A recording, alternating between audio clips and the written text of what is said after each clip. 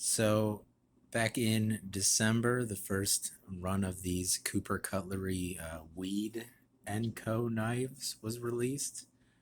I didn't get it on the original release, but here recently, in like the last week or two, there was another run that I guess came out or that he released or whatever. And these are by Cooper Cutlery, who's the guy who bought the Schatt Morgan name. So I think a lot of us knife people are really hoping for good things coming out of his factory, hopefully. And he hasn't released any Schatt Morgan knives yet because I think he's trying to figure out how to get better quality control going. But anyway, I got this from traditionalpocketknives.com from Austin over there. That's C. Rissner Cutlery Company. This is marked as an EDC model, which means it has some slight imperfections, and I'll show those. Um, and this knife was $60 with the slight imperfections and the EDC moniker. Basically, what it says on the website is these are knives that have some visual defects, but are going to be fine to carry and everything. Um, so first off, they're putting these in tubes. Um, I guess basically, the thing is, I think he's trying to go after Great Eastern Cutlery, but he's gonna have to do a better job than these knives have been.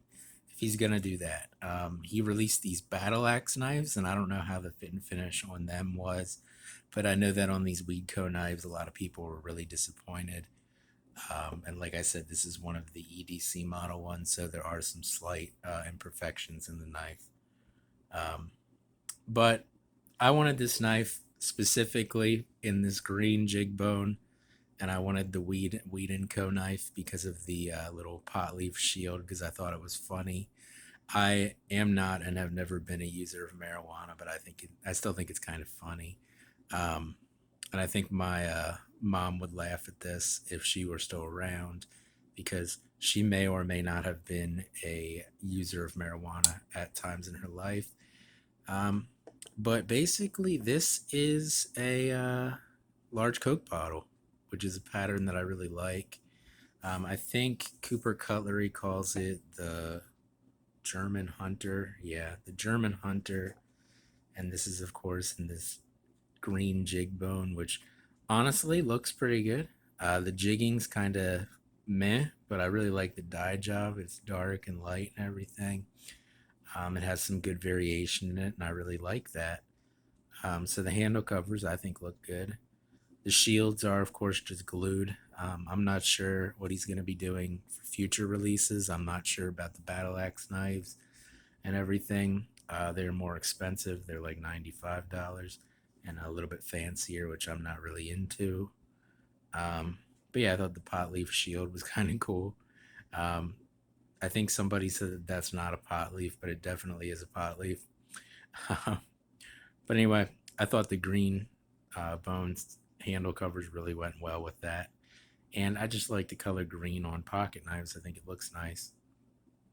So, of course, with this being basically a large Coke bottle, got this large clip point blade here. It's got a long pull with like this match strike nail neck or long pull.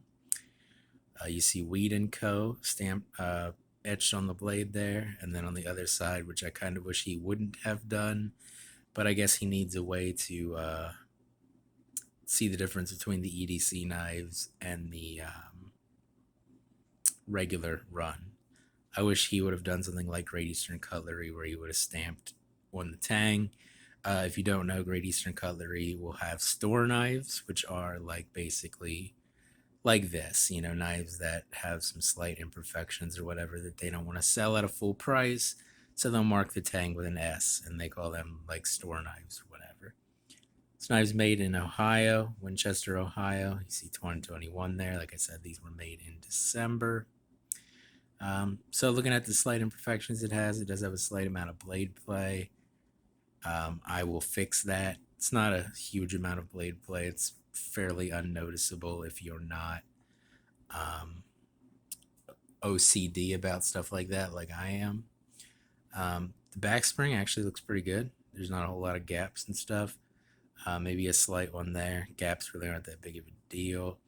The bolster has this, like, I think somebody got a little too overzealous with a polishing or a belt sander or something. There's a little divot in the bolster. Again, not a big deal.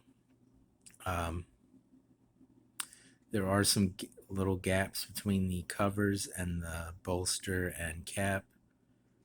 Um, you know, just little gaps. Not again, not a huge deal. The biggest imperfection with this knife is the centering being way off. In fact, the blade is rubbing against the liner on the one side there. But it's still, a perfectly usable knife and everything. The action on it's pretty good. Hopefully, I don't ruin the action when I go to fix the little bit of blade play it has. But we'll see what happens.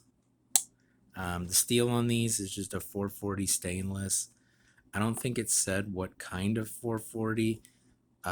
You would assume that with a higher end knife like these were supposed to be, that it would be a 440C, but I don't think it said anywhere what kind of 440 it was. But I believe these are 440 stainless. Of course, I would have preferred a D2 or a 1095 carbon steel over, some basic stainless steel, but that's not what they went with. Um, Overall, I actually kind of like the knife. I do wish that uh, it was put together a little bit better, but then again, this is an EDC model, and it said right on the website, these are going to have some slight imperfections and everything, and it's nothing that I can't live with. The little bit of off center, little bit of rubbing isn't really that big of a deal, and the little bit of blade play it has, I can fix pretty easily, and everything else is just a cosmetic thing that I don't care about, basically. Um, but even the regular release of these knives, I think, were a little underwhelming for some people. So I'm hoping that when he goes to do the Schatt Morgan knives, whenever that's going to be, I'm hoping he really has his quality control under control and doesn't start putting out knives that are less than satisfactory with the Schatt Morgan Tang stamp on them, basically. Because we don't want Schatt Morgan to turn into Case, basically. And I love Case. Case is a Pennsylvanian company. I buy Case knives, even though I've had some rather bad experiences with them. Um, and right now, honestly, these knives are about put together, or this knife's about put together as well as a lot of Case knives I get. Some minor issues that aren't really that big of a deal, but are still a usable knife.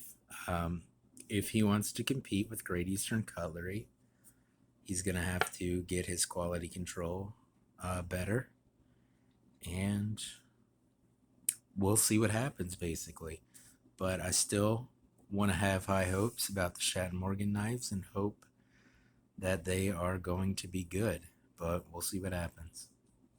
Anyway, this was the Weed and Company German Hunter with the jigged green bone, and that's going to be it for the video on this knife.